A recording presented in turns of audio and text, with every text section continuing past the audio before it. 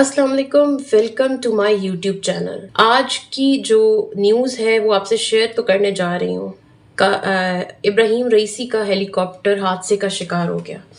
سب لوگ دعا کر رہے تھے، سب لوگ تشویش کا شکار تھے، اضطراب میں مبتلا تھے، اور سب لوگ چاہتے تھے کہ اب کوئی اچھی خبر آ جائے۔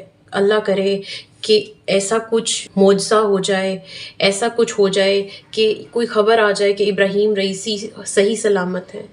اور پھر آہستہ آہستہ خبریں آتی گئیں اور امید نے دم توڑ دیا، اور اس تلاش میں لوگ تلاش کرتے رہے۔ کچھ میڈیا ہاؤسز نے تو بہت چالاکی دکھائی، انہوں نے تو یہ تک کہہ دیا کہ ابراہیم رئیسی جو ہیں وہ بالکل ٹھیک ہیں۔ کل میں نے رات کو ایک ریل دیکھی جو سما نیوز نے رپورٹ کی، اس میں بتایا گیا کہ ابراہیم رئیسی جو ہیں وہ صحیح سلامت ہیں، اور وہ اپنے اسکواڈ کے ساتھ اب ایران میں کیپٹل کی طرف جا رہے ہیں۔ پھر میں نے جا کے BBC اردو میں اس کی جو تھی کنفرمیشن کی، تو مجھے پتا چلا کہ یہ خبر غلط ہے۔ ہر میڈیا چینل آگے سے آگے بڑھنے کی چکر میں کچھ بھی غلط خبریں دے رہا تھا۔ بہت زیادہ پریشانی تھی، دل بہت اداس تھا اس خبر کو سن کر۔ ظاہری سی بات ہے، اگر ایران میں غم و غصہ ہے، ایران اس صدمے سے دوچار ہے، تو پاکستان میں بیٹھے ہوئے بھائی بہن کیسے اس چیز کو فیل نہیں کر سکتے ہیں؟ ظاہری بات ہے، سب مسلمان ہیں، اور جو کچھ ایران کے ساتھ اس ٹائم چل رہا ہے اس میں پاکستان کی طرف سے سب لوگ ان کے درد میں شریک ہیں۔ نہ صرف پاکستان سے، دنیا بھر کے مسلمان ان کے ساتھ کھڑے ہیں، یکجا ہیں، ان کے دکھ میں شریک ہیں، کیونکہ بہت بڑا حادثہ ہے۔ ابتدائی طور پہ تو مجھے یہ لگ رہا تھا کہ یہ ایک سازش کا، ان کا ہیلی کاپٹر جو ہے حادثہ وہ ایک سازش کا شکار ہوا ہے۔ ابراہیم رئیسی اور ان کے جو ساتھی ہیں ان کو کسی سازش کے تحت مارا گیا ہے، لیکن ایسا نہیں تھا۔ ہیلی کاپٹر میں کچھ تکنیکی جو تھے وہ فالٹس تھے، اور یہ ہیلی کاپٹر جو تھا یہ امریکن ساخت کا بنا ہوا تھا، اور امریکہ نے جب سے ایران پہ پابندیاں لگائی ہیں تب سے اس ہیلی کاپٹر کو ٹھیک نہیں کیا گیا۔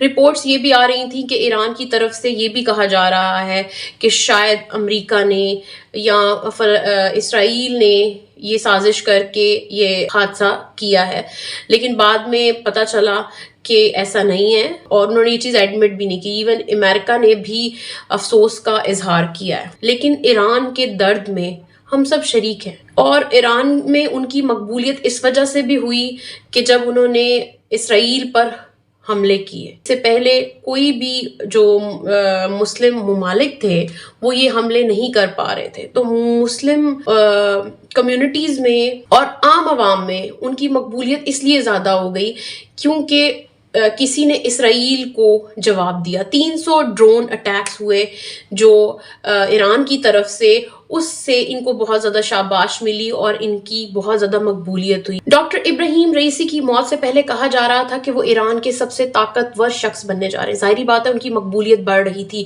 انہوں نے اسرائیل جیسے جارحیت پسند ملک پر حملہ کر دیا تھا، تو کیوں نہ ان کی مقبولیت بڑھتی۔ سب لوگ انہیں پسند کر رہے تھے، اور جو لوگ جیسے کہ لوگ ایکسپیکٹ کر رہے تھے، مسلم کنٹریز میں جو لوگ تھے وہ یہ چاہ رہے تھے کہ کوئی نہ کوئی مسلم کنٹری کھڑی ہو، فلسطین کو انصاف ملے، فلسطین کے بچے شہید ہو رہے تھے، اور OIC سے ایکسپیکٹیشن ہو رہی تھی، سعودی عرب سے ایکسپیکٹیشن ہو رہی تھی، ٹرکی سے ایکسپیکٹیشن ہو رہی تھی، لیکن کوئی کچھ نہیں کر رہا تھا۔